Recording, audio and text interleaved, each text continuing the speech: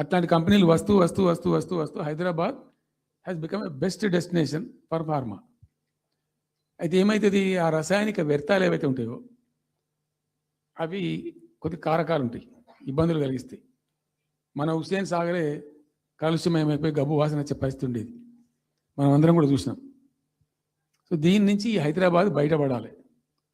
Pharma వదులుకుందామా, వదులుకోవద్దు. మరి ఏం చేయాలా? 4 టీములు తింపినండి నేను ప్రపంచవ్యాప్తంగా. ఐఏఎస్ అధికారుల బృందాలు, శాంతికుమార్ గారు అని చెప్పి ఆమె చీఫ్ సెక్రటరీ కూడా రిటైర్ అయింది. ఆమె అప్పుడు హెల్త్ సెక్రటరీగా ఉండే కొంతకాలం. ఆమె నాయకత్వంలో పంపించాం, చాలా దేశాలకు పంపినాం. మరి తిరిగి రండి. ఇప్పుడు ఏమైంది, మందులు లేని ప్రపంచాన్ని ఊహించలేము, మందులు కావాల్సిందే. మందులు తయారు చేసే సందర్భంలో తప్పకుండా కొంత వేస్టేజ్ ఉంటుంది. ఆ వేస్టేజ్ని ఎట్లా మేనేజ్ చేయాలి అని తెలివి కావాలి. సింపుల్ ఎగ్జాంపుల్ చెప్పండి, మన ఇంట్లో కిచెన్లో కూడా డైలీ వేస్ట్ ఉంటుంది, కానీ చాలా నీట్గా పెట్టుకుంటాం మనం దాన్ని. ఆ వేస్ట్ని డిస్పోజ్ చేస్తాం, కిచెన్లో ఉంచితే చచ్చిపోతాం కాబట్టి ఆ భయానికి క్లీన్ పెట్టుకుంటాం, మన ఓన్ కిచెన్ కాబట్టి. ఎగ్జాక్ట్లీ ఎట్లయితే కిచెన్ క్లీన్ పెడతారో వాటిని కూడా క్లీన్ పెట్టాలి. అయితే ఒక ఫార్మా కంపెనీ ముందు నుంచి మనం పోతున్నాం అనుకోండి, మన దగ్గర అయితే వాసన వస్తుంది, మనకు తెలుస్తుంది ఇదేదో మెడిసిన్ తయారు చేసే కంపెనీ అని. వేరే దేశాలలో అట్లా లేదు, యూరోప్లో లేదు, యూఎస్లో లేదు, చాలా దేశాల్లో లేదు, చైనాలో లేదు. అసలు గొట్టం నుంచి పొగరాదు.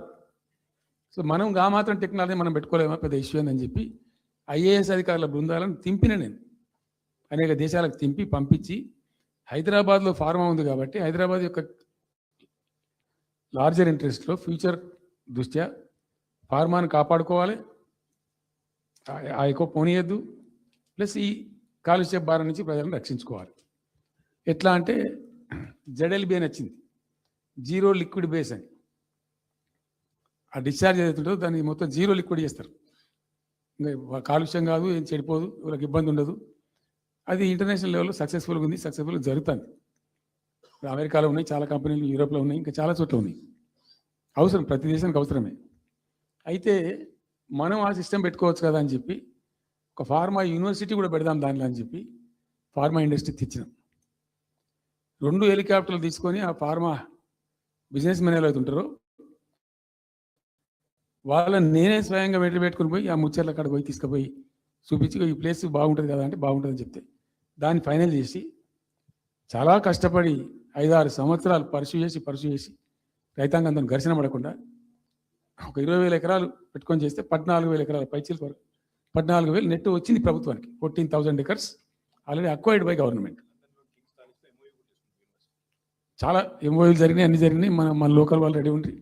అయితే పర్టికులర్లీ జీడిమెట్ల, చర్లపల్లి వీళ్ళు ఏమన్నారంటే, సార్ మాకు ఆల్టర్నేటివ్ స్థలం మంచిగా ఇస్తే మేము అక్కడికి వెళ్ళిపోతాం, ఈ బాధ మాకెందుకు, ప్రజలతో కూడా ఈ బదనాం ఎందుకు, ఆడ పెట్టుకుంటాం. పెట్టి కామన్ అఫ్లియంట్ ప్లాంట్స్ పెట్టి ఒక ఐఏఎస్ అధికారిని పెట్టి దాన్ని ప్రభుత్వ నిఘాలోనే ఈ రసాయనాలు వ్యర్థాలను ఇష్టం వచ్చినట్టు వెట్టుబడితట్టు పంపకుండా ఆ నియంత్రణలో జరగాలని చెప్పి పెట్టుకున్నది ఫార్మాసిటీ. దానికి ఎన్వైరాన్మెంటల్ క్లియరెన్స్ కూడా వచ్చింది, కేంద్ర ప్రభుత్వాన్ని ఒప్పించి ఎన్వైరాన్మెంటల్ క్లియరెన్స్ తెచ్చినాం. హైదరాబాద్ మొత్తం ఫార్మాను ఒకటే దగ్గర తీసుకుపోయి పెట్టాలి, అక్కడ ఫార్మా సిటీ కట్టాలి, అక్కడ పనిచేసే ఎంప్లాయీస్ కూడా పొద్దాకి ఇటు అటు తిరిగేటువంటి అవసరం లేకుండా మంచిగా బ్రహ్మాండమైన సిటీ రావాలి, వచ్చే సిటీకి కావాల్సినటువంటి ఆల్ ఇన్ఫ్రాస్ట్రక్చర్ రావాలి అని. చైనాలో నేను చైనా పోయినప్పుడు చూసినట్టు అది 70,000 ఎకరాలు వాళ్ళది, చాలా హ్యూజ్ ఫ్యాక్ట్. మనకి ఒక 20,000 acres అయితే మస్తు అవుతుందని చెప్పి మేము తీసుకొచ్చి చేసినాం. మెడికల్ కాలేజ్ కూడా మంజూరు చేసినాం ఆ పక్కనే, వీటన్నిటి దృష్ట్యా పెట్టుకొని. అంటే మేము ఒక పద్ధతి పెట్టుకొని దాన్ని ఒక సిస్టమేటిక్గా చేసినాం. చేస్తే ఇప్పుడు దాన్ని ఏందండి దందా, ఏదైనా చేసి దాన్ని నమ్మకదొబ్బా ఏం జరుగుతుంది రాష్ట్రంలో? ఫ్యూచర్ సిటీ, తొక్క సిటీ, ఎవరికి కావాలి నీ ఫ్యూచర్ సిటీ? నాకు అర్థం కాదు. నువ్వు పెంచినావు హైదరాబాద్ను, ఎవరు చేసిన హైదరాబాద్ సిటీ? ఇంత వైబ్రాంట్ సిటీ ఎక్కడికి వెళ్ళి వచ్చింది? 400 సంవత్సరాల చరిత్రతోని దీనికంతా ఒకటి బోధి జరిగి ఆటోమేటిక్గా పెద్ద సిటీ అయింది. అట్లా అన్ని కావు, అందరికి కావు. ఎన్ని రాష్ట్రాలకు ఉన్నాయండి? బెంగాల్ కలకత్తా ఉంది, మహారాష్ట్రకి ముంబై ఉంది, మనకు హైదరాబాద్ ఉంది, కర్ణాటకకు బెంగళూరు ఉంది, తమిళనాడుకు మద్రాసు ఉంది, ఢిల్లీ ఆఫ్ కోర్స్ ఢిల్లీ.